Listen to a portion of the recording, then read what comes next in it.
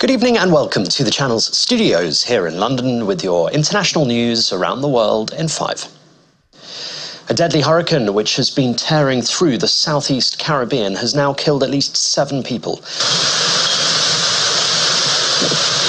Hurricane Beryl became the earliest storm to develop into a Category 5 hurricane in the Atlantic before weakening to a still destructive Category 4. Powerful winds have caused chaos in Grenada, St. Vincent and the Grenadines. Tens of thousands of Palestinians are seeking shelter and a safe location as the exodus from Gaza's second city of Khan Yunis continues in response to Israeli military evacuation orders. The UN estimates that 250,000 people in eastern parts of the city are affected by the orders issued on Monday, which suggest Israeli forces are set to re-enter. Reports say an Israeli airstrike on Tuesday killed 12 Palestinians in an Israeli-designated humanitarian area to which people have been told to flee. A major hospital in Khan Yunis also now stands empty after all of its patients and medical personnel left. Officials say at least 5 people have been killed by a Russian drone and missile strike on the central Ukrainian city of Dnipro. A further 39 people were injured in the blast early on Wednesday morning. Officials said shops, schools and hospitals were damaged by the strike. Footage shared on social media showed a large plume of smoke and fire erupting from buildings after the blast. Ukrainian President Volodymyr Zelensky condemned the attack and renewed his appeal to Western allies to supply his government with further air defense systems. President Joe Biden has blamed his poor debate performance last week on jet lag, telling reporters that he wasn't very smart for traveling around the world a couple of times before the debate.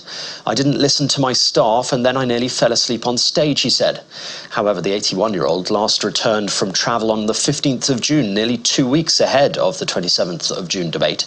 The president's remarks come amid intra-party panic ahead of November's election over his mental fitness and after a congressman from Texas became the first sitting Democrat lawmaker to call for him to step aside following the debate.